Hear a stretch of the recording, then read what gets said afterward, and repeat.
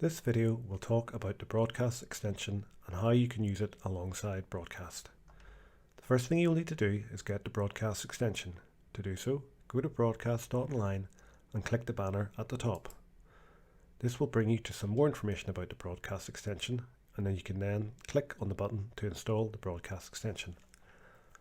Alternatively, if you go to the Chrome Web Store and type in display note broadcast, you will find the broadcast extension.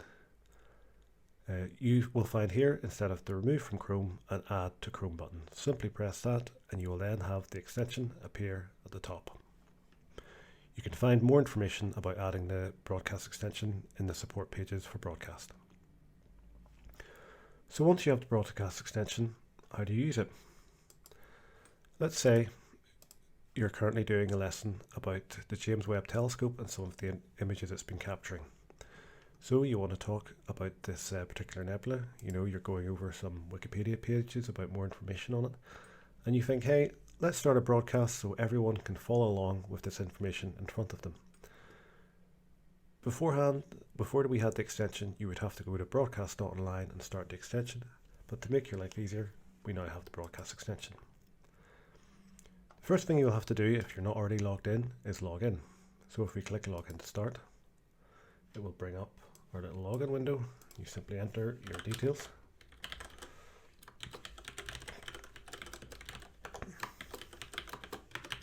If you do not have an account, you can get an account at broadcast.online, create an account. So I now have the start broadcast button. If you're already logged in, whenever you go to the extension, you will just have the button to start a broadcast. So, as I said, rather than you having to go to broadcast.online, you can simply open the extension and press start a broadcast. I'm going to select to share my whole screen. It's now going to start the broadcast.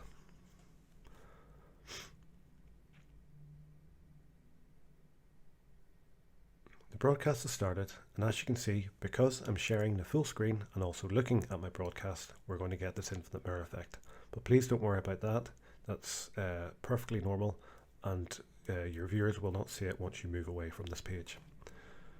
So I can get the share information from up here, use the Google Classroom integration and so on.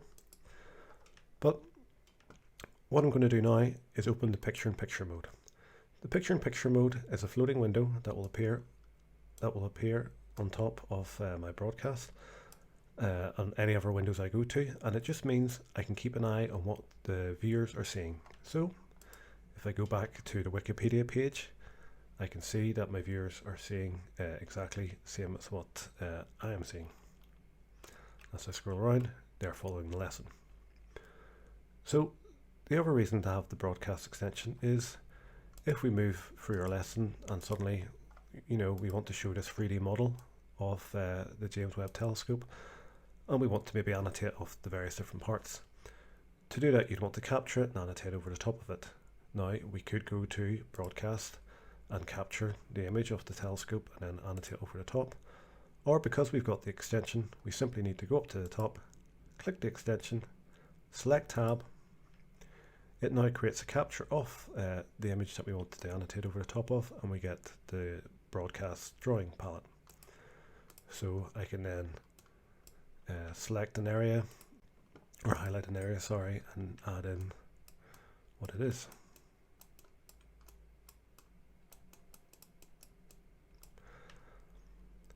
As with the broadcast annotation tools, you have the usual download button, but you can also add the images to Google Classroom or Google Slide Presentation.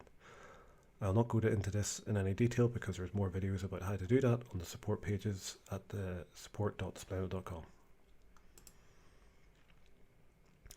So once we've finished our annotations and we close our tab and go back to the image, or we go back to the Wikipedia article or wherever we are, and we've finished the lesson, again, instead of having to remember where do I go to end the broadcast, I can simply open up the broadcast extension and select End Broadcast.